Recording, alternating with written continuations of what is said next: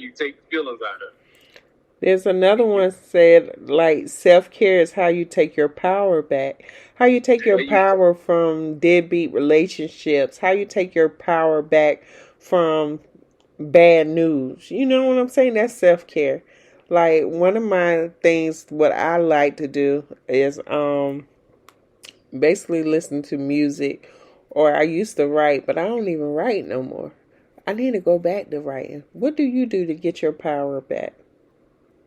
Um, if it was a situation that went bad, went left, or whatnot, Mary J got a song called "I See in Color," and it's one of my therapy songs, and I love it. It's something about that song that I really love that song. It bring me back and say, well, you learn, live and learn, and life just lessons. Now, if you go and do it again, is you gonna do it to the amount that you did it to, or you just gonna calm down and say, well, okay, life goes on.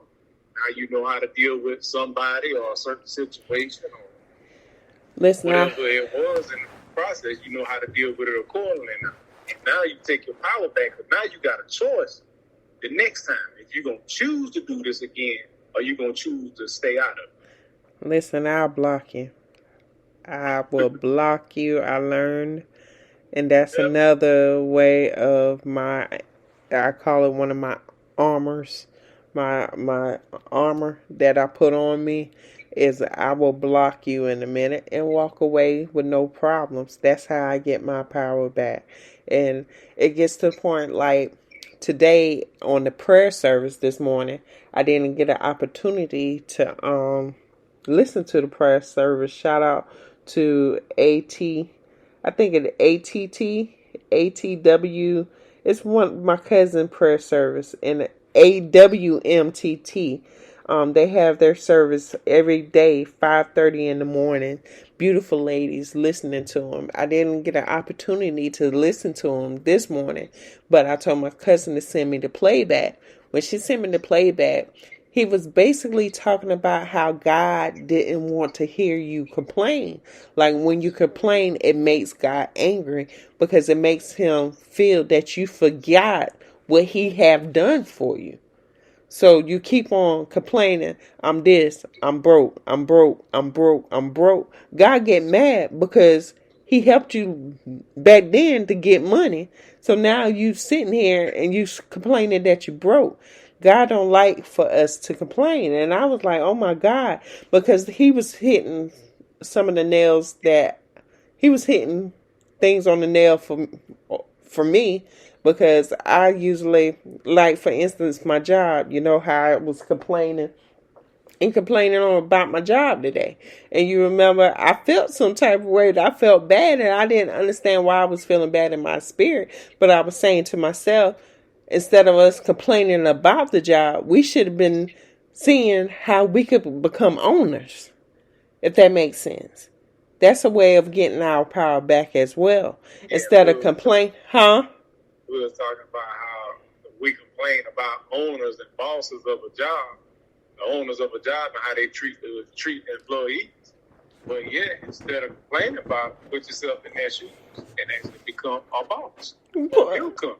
Of your own Because you get, company. Yeah. yeah, because everybody talking about you, you must be doing something right. That's something I learned.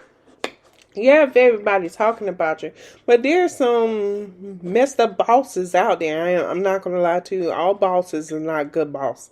But at the end of the day, if you have experienced a bad boss and you have experienced a good boss, maybe it's time for you to be your own boss and you teach your employees something different because you already know the difference between a good and bad boss. So that means if you start a business, your business is going to be banging because at the end of the day, you know how to treat people. You get what I'm saying? So it's like, that's where I was getting mad at myself because I was like, why are you sitting here complaining and all of this stuff? And Lord behold, when my cousin sent me the stuff, it was the same thing I was feeling bad about. Because God gets angry when you complain. Basically, he gets angry when you don't take care of yourself Because your body is the temple. Yeah. Not the church that we go to. You're actually the church. Yes, you go. Cleanliness is godliness. And I'm gonna tell you something. When my mom died, and just to sit there and see once where her limbs was moving and how stiff her body was, just to feel the stiffness, like you couldn't even lift her arm. It was stiff. Her body went back to a building. Because you can't even move a regular building without you doing the normal stuff that you need to do. You get what I'm saying? But just to see how stiff the body was. Like it was stiff. This body that we are in is just a temple. So we supposed to take care of it. We supposed to remodel our body. How are you going to remodel your body? Remodeling your body is part of self-care. Remodeling your body. What are you going to do to cleanse the inside of you? Because the only thing that's controlling you is your spirit. While you're doing your body, don't forget about your mind. Yeah. You change your body is what you feed your body. Now to clean your mind is what you feed your mind. Yeah. What you listening to and what you looking at, what you spending your time actually doing. If you're not consuming no food or anything, what are you consuming when you're riding in your car? You know? What are you actually feeding your kids or whoever around you? Yeah. Cleanliness goes a long way, but a lot of things that we overlook and don't think it even matter, but it does. Yeah. Okay, but what about this? It says make sure you fill in your own cup.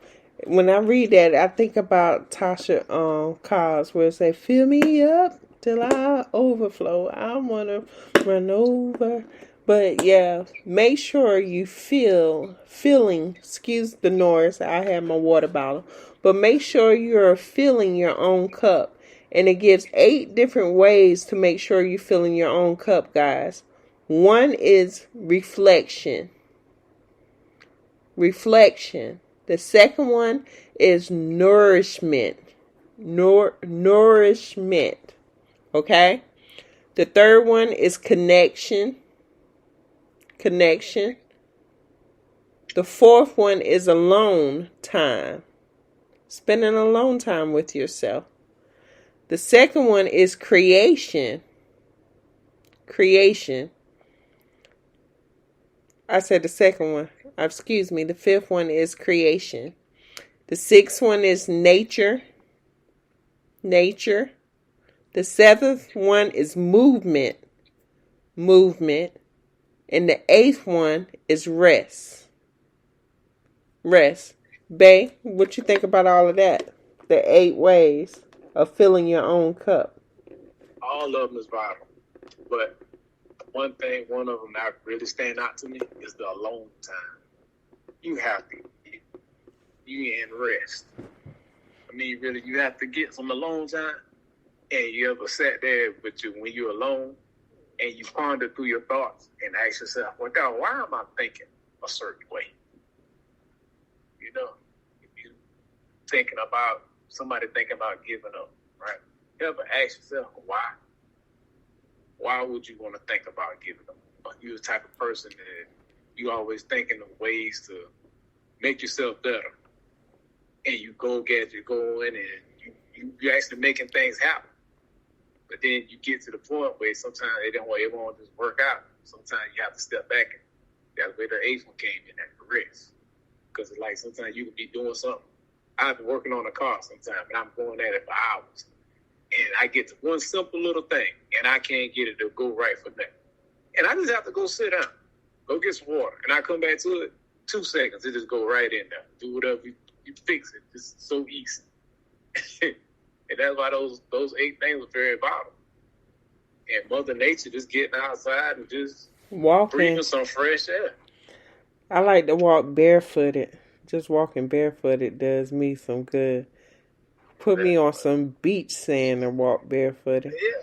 Turn the AC off in your car and get on the back road and just ride. I like just get some fresh air.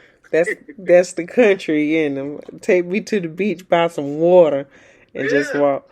But you know what? I also feel like if you are in a relationship, especially for marriage couples, alone time is good for you guys too, because it brings you guys much closer than it is. Sometimes it's just good to, even if you go to a little small hotel here in Florence, but to take your spouse away from what all goes on, because just like guys go through things, women go through things as well. And right now, during this inflation, because we are going through an inflation after COVID, it's like no, everybody is trying to get up, but they can't get up. But at the end of the day, God is going to help us in so many ways of getting up. But that's another topic. But sometimes you're going to have to take your spouse away when you see they're like at a breaking point. I feel like we should put everything aside and just look at our spouse and see what's going on with them, because sometimes they will give you signs to let you know when they're about to break. But you have to just watch them and observe them. A lot of people are like, well, I got to observe my spouse. Listen, that's the best way. And communication. Some people don't know how to communicate in a relationship, but communication is the best time, the best thing. Like Monica back in the day, what was that song that she sung where she wanted to be all alone? That song, just one of them days when I want to be all alone. But she was like, don't take it personal. Baby, baby, baby, baby, don't take it personal. And sometimes people, you have to, you know what? You have to trust each other when you do alone times and stuff like that, especially if you're not with your significant other. Because at the end of the day, if a person have trust issues, they're not going to allow you to be alone. You know that, right? Huh? No, they really don't. They're not. Because they have an issue themselves. Yeah. And it's going to be kind of hard to get along. So if you with a person with trust issues, I don't know how you, because I've been in a situation like that where you be with somebody and you was like walking on eggshells. I'm going to make you laugh because my kids was on the phone today and they didn't pick up the phone. And the person, when they called, the person was like, why didn't you pick up the phone when I called you the first time? And it brought back, so many memories, because I've been in a relationship like that. And I felt myself getting angry. But it was meant for me to hear, because at the end of the day, that means that I haven't healed from that particular thing. But in the process of that, I told my kids, because it could put my kids in a part where I thought they was lying, but they were, where you got to give somebody an excuse why you didn't answer the phone the first time. Please don't be that person. And please don't teach your kids to do that either, to ask a person why they didn't pick up the phone.